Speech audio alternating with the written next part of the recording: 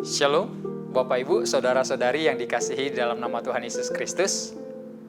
Renungan masa Prapaskah untuk kita hari ini terambil dari Roma pasal 12 ayat yang ke-15.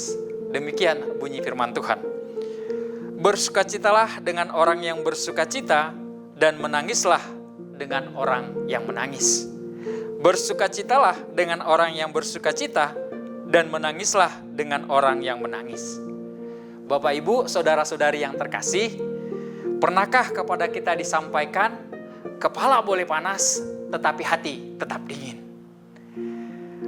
Nasihat ini sebenarnya diberikan kepada kita dengan tujuan agar kita tidak terbawa emosi sewaktu kita mengalami peristiwa yang kurang mengenakan.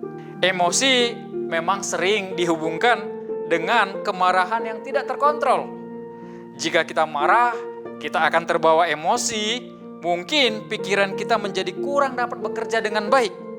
Sehingga kemungkinannya kita dapat melakukan hal-hal yang kurang bijaksana. Bapak Ibu, sebagai ciptaan Allah, termasuk emosi di dalamnya, merupakan satu bagian dari kemampuan manusia dalam bereaksi atas kejadian yang kita lihat, kita dengar, atau kita rasakan. Emosi bisa berupa perasaan sedih, senang, marah, gembira, dan sebagainya. Jika kita melihat Alkitab, kita menemukan satu tokoh, yakni Raja Daud, yang menggunakan emosinya di dalam merespon sesuatu.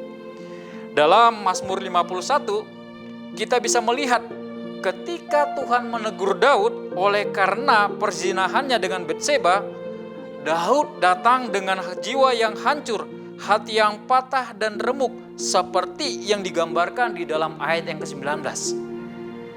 Korban sembelihan kepada Allah ialah jiwa yang hancur, hati yang patah dan remuk, tidak akan kau pandang hina, ya Allah.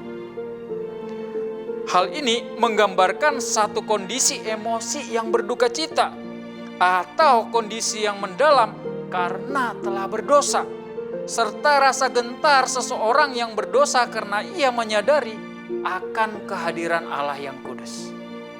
Satu contoh lagi Bapak Ibu, kita bisa lihat ketika ia bersama dengan bangsa Israel memindahkan tabut perjanjian dari rumah Obed-Edom ke Yerusalem. Daud begitu bersukacita sambil menari-nari di hadapan Tuhan dengan sekuat tenaganya. Emosi Daud ini dalam hal ini adalah sehat dan baik, dan malahan menunjukkan bagaimana dekatnya hubungan Daud dengan Tuhan. Bapak, Ibu, Saudara-saudari yang terkasih, sama halnya dengan tubuh dan pikiran kita, emosi juga telah terpengaruh oleh kejatuhan manusia ke dalam dosa. Dalam kata lain, emosi kita telah tercemar oleh kodrat keberdosaan kita. Dan oleh karena itu, kita harus mengendalikannya. Firman Tuhan mengingatkan kita supaya kita dikendalikan oleh Roh Kudus. Hendaklah hidupmu dipimpin oleh Roh Kudus. Bukan sebaliknya, kita dikendalikan oleh emosi kita. Jika kita menyadari emosi kita dan membawanya kepada Allah, kita dapat menundukkan hati kita padanya, supaya Ia menangani emosi kita dan mengarahkan tindakan kita.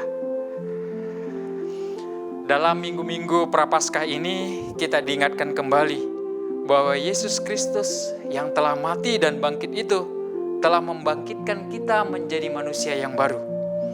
Manusia yang hidupnya dipimpin oleh Roh Kudus.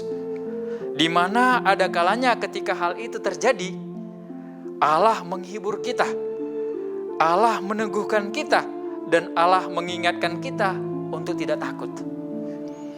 Ada kalanya juga Allah dapat mendorong kita untuk mengampuni atau meminta pengampunan kepadanya. Tidak hanya itu, Roh Kudus juga akan memberikan kita kekuatan dan kemampuan untuk menjadi berkat. Jika ada sesama kita yang menderita, kita orang-orang percaya akan menangis bersama-sama mereka. Jika ada sesama kita yang bersuka cita karena hal baik yang mereka alami, sudah sepatutnya kita orang percaya juga akan bergembira bersama-sama dengan mereka. Kiranya Tuhan menolong kita melakukan firman-Nya. Amin.